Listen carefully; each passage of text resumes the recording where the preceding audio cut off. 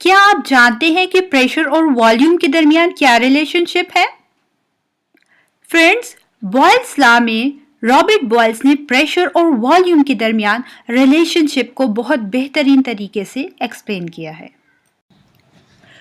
Boyle's law में 4 variables को discuss किया गया है: टेम्परेचर, प्रेशर, वॉल्यूम और मास ऑफ गैस। फ्रेंड्स, याद रखें कि बॉयल्स लॉ में हमारे पास टेम्परेचर को कांस्टेंट रखा गया है, मास ऑफ अ गैस को भी कांस्टेंट लिया गया है और रिलेशनशिप फाइंड आउट किया गया है वॉल्यूम और प्रेशर के दरमियान जब हमारे पास टेम्परेचर और mass of a gas constant होगा। ठीक है फ्रेंड्स, तो यहाँ बॉयल्स लॉ के मुताबिक कि हमारे पास अगर एक फिक्स्ड मास की गैस होगी कांस्टेंट टेम्परेचर पर, तो उसका वॉल्यूम और प्रेशर पर क्या असर होगा, यही इस लॉ में बताया गया है। इस लॉ के मुताबिक अगर हम प्रेशर को बढ़ाएंगे तो एज अ रिजल्ट हमारे पास वॉल्यूम जो होगा वो क्या होगा, प्रेशर को बढ़ाने के साथ वॉल्यूम कम होगा और जब प्रेशर को हम कम करेंगे तो वॉल्यूम ज्यादा होगा। मींस यहाँ पर इनवर्सली प्रोपोर्शनल है प्रेशर और वॉल्यूम एक दूसरे के। हम मैथमेटिकली इसको प्रूफ भी कर सकते हैं, जैसे कि आप देख सकते हैं कि V is inversely proportional to 1/P। यहाँ पर V जो है वॉल्यूम है गैस का और P जो है हमारे पास प्रेशर है जो गैस पर अप्लाई किया जा रहा है और K कांस्टेंट जो आपको दिखाया गया है ये टेम्परेचर है। हम जब कभी प्रोपोर्शनैलिटी का साइन हटाते हैं तो उसकी जगह कोई कांस्टेंट लगाते हैं, तो यहाँ पर हमने कांस्टेंट जो है K को यूज किया है जो कि टेम्परेचर को डिनोट कर रहा है। और बॉयल्स लॉ को अगर हम देखें तो इसकी इक्वेशन है PV is equal to K constant. यहाँ P प्रेशर है गैस का, V वॉल्यूम है गैस का, तो ये हमें बता रहा है कि अगर हमारे पास कांस्टेंट टेम्परेचर होगा तो प्रेशर और वॉल्यूम एक दूसरे के इनवर्सली प्रोपोर्शनल होंगे।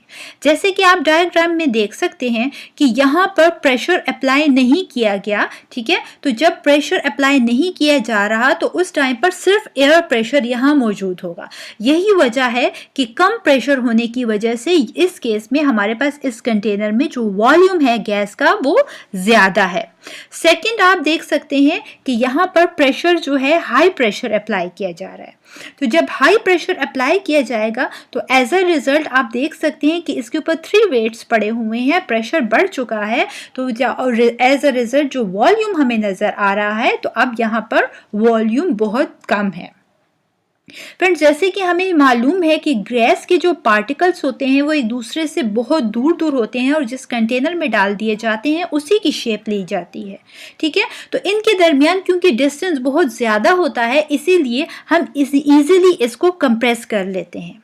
जैसे ही हम इसको कंप्रेस करते हैं तो ये गैस के पार्टिकल्स एक दूसरे के करीब आ जाते हैं और इनका वॉल्यूम कम हो जाता है। बॉयल्स लॉ को हम कुछ इस तरीके से भी एक्सप्लेन करते हैं कि अगर हमारे पास फिक्स मास होगा किसी भी गैस का कांस्टेंट टेम्परेचर पर, तो हमारे पास जो प्रोडक्ट होगा प्रेशर और वॉल्यूम का वो कांस्टेंट होगा। मींस जैसे जैसे प्रेशर बढ़ेगा वैसे वैसे वॉल्यूम कम होगा और जैसे जैसे प्रेशर कम होगा वैसे वैसे वॉल्यूम बढ़ेगा। मींस इनका जो रेशियो होगा वो कांस्टेंट होगा। यहाँ पर हम बात करते हैं 2 स्टेट ऑफ गैसेस की कांस्टेंट टेम्परेचर पे। फ्रेंड्स, यहाँ पर हमने 2 स्टेट्स ली हैं गैसेस की। स्टेट 1 में हमारे पास P1V1 is equal to constant, first gas की हम बात की है। सेकंड स्टेट 2 में हमने गैस ली है P2V2 is equal to constant.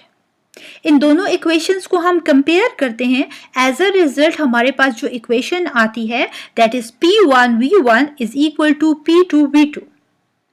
Friends, याद रखें कि हमारे पास ये इक्वेशन जो है ये भी बॉयल्स लॉ को ही डिनोट कर रही है। यहाँ पर हमने 2 गैसेस के स्टेट्स को कंपेयर किया है। ग्राफ हमारे पास क्या आएगा, हम जानते हैं कि प्रेशर और वॉल्यूम एक दूसरे के इनवर्सली प्रोपोर्शनल होते हैं। इस के रिजल्ट में जो ग्राफ हमारे पास आएगा वो आप देख सकते हैं यहाँ पर जो एक कर्व सा ग्राफ है इसे हम हाइपरबोला कहते हैं। ये इनवर्स रिलेशनशिप को बताता है between pressure and volume. Experimental verification of Boyle's law. चलिए देखते हैं एक्सपेरिमेंटली इस बॉयल्स लॉ को वेरीफाई करते हैं। हमारे पास हमने 3 कंटेनर्स लिए, ठीक है। यहाँ पर हमने क्या किया कि यहाँ पर इन तीनों में हमने गैस को फिल किया है और अब यहाँ पर क्या है, टेम्परेचर तीनों केसेस में हमारे पास कांस्टेंट टेम्परेचर है जो कि 25 सेंटीग्रेड है और जो मास है गैस का भी वो भी कांस्टेंट है। फर्स्ट केस में हमने जो प्रेशर है अप्लाई नहीं किया, ठीक है। जैसे कि आप देख सकते हैं कि इस कंटेनर में जो गैस है इस पर कोई प्रेशर अप्लाई नहीं हुआ। यही वजह है कि गैस के पार्टिकल्स जो है पूरे कंटेनर में फैले हुए हैं और यहाँ पर हमारे पास जो प्रेशर है वो सिर्फ एयर का प्रेशर है। वॉल्यूम जो है हमारे पास गैस का वो 24 क्यूबिक डेसीमीटर है। सेकेंड केस में आप देख सकते हैं कि अब यहाँ पर हमने इस कंटेनर में एक जो है वेट रख दिया है, ठीक है। जैसे ही हमने वेट रखा तो अब प्रेशर जो है वो बढ़ चुका है गैस पर।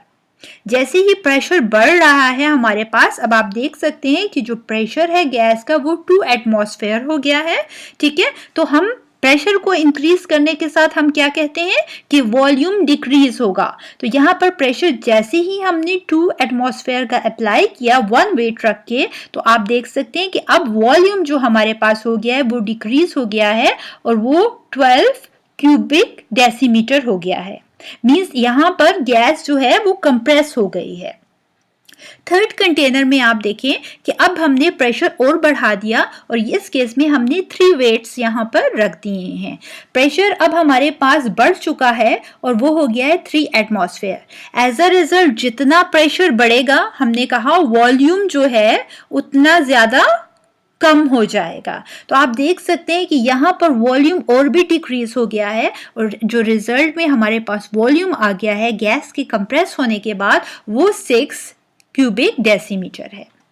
तो यहाँ से हम बहुत बेहतर तरीके पे जान सकते हैं कि जैसे जैसे हम प्रेशर बढ़ाएंगे वॉल्यूम जो होगा गैस का कम होता जाएगा और जैसे जैसे प्रेशर कम करेंगे वैसे ही हमारे पास वॉल्यूम ज़्यादा होता जाएगा। तो हमारे पास जो प्रेशर और वॉल्यूम के दरमियान रिलेशनशिप है वो इनवर्स रिलेशनशिप है, लेकिन यहाँ पर हमें टेम्परेचर और मास ऑफ अ गैस को कांस्टेंट रखना होगा। बॉयल्स लॉ को बेहतर तौर पर समझने के लिए चलें एग्जाम्पल लेते हैं। A tire with a volume of 11.41 liters read 44 psi on a tire gauge. What is the new tire pressure if you compress the tire and its new volume is 10.6 liter? यहाँ पर friends आप देख सकते हैं कि जो volume है हमारे पास V1 वो 11.41 लीटर्स है। यहाँ पर P1 हमारे पास जो प्रेशर है वो 44 psi है। P2 जो है हमने फाइंड आउट करना है, टायर का जो न्यू एयर प्रेशर है वो फाइंड आउट करना है और हमारे पास जो न्यू वॉल्यूम हमें गिवन है वो 10.6 लीटर है।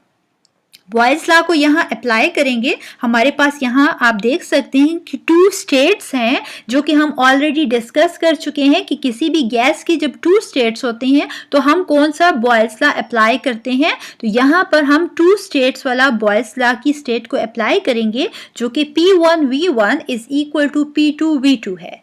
यहाँ पर हमें तमाम की तमाम वैल्यूज गिवन है और हम इजीली P2 जो प्रेशर जो टायर का न्यू प्रेशर होगा P2 उसको इजीली फाइंड आउट कर सकते हैं। फ्रेंड्स तमाम की तमाम वैल्यूज मैंने यहाँ पर पुट कर दी। एज अ रिजल्ट जो न्यू प्रेशर टायर का आया है वो 47 psi है। इस वीडियो को लाइक, शेयर और सब्सक्राइब करना मत भूलिएगा। सब्सक्राइब कीजिए डिजिटल केमिस्ट्री को।